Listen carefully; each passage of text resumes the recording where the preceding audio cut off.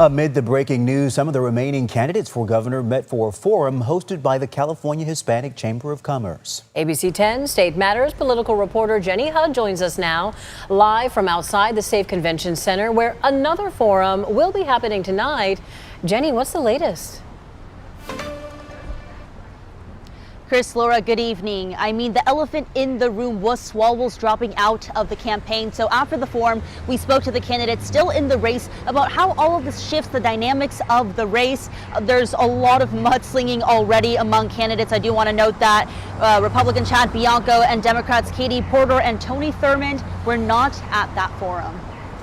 Well, this race is wide open. A restart, a reset, and I think this is where all of us are going to be putting our best foot forward now. Following former California Congressman and gubernatorial candidate Eric Swalwell's campaign suspension, the remaining 9 candidates, 7 Democrats, 2 Republicans, hoping to seize the moment, some taking direct jabs at others for having quote-unquote baggage. Are you saying, Mr. Mayor, that the Democrats need to consolidate behind a candidate that doesn't have baggage? The candidates need to consolidate around a candidate that doesn't have a scandal. I am the only candidate in this race without significant personal baggage. Candidates mentioning former U.S. Health and Human Services Secretary and California Attorney General Javier Becerra, who was brought up in the federal indictment of Governor Gavin Newsom's former chief of staff, not accused of wrongdoing, but unknowingly had funds from a dormant campaign account siphoned to some of his closest allies. To which he responded, "We're still a month and a half from the election and sleaze politics doesn't have a place."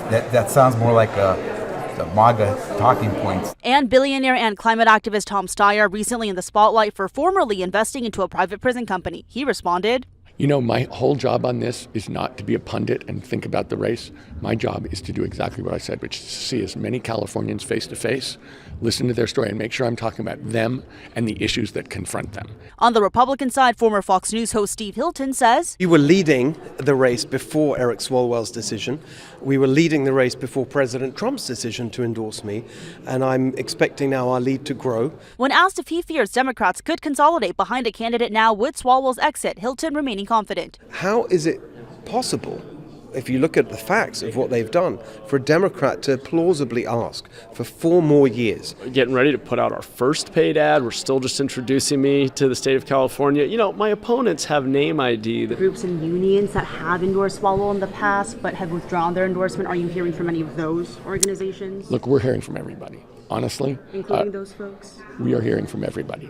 I have some fuel in my tank these days. I've been an open book. I don't hide anything. Anybody can say that I've been in a scandal. I think people now need to take a second look at all the candidates.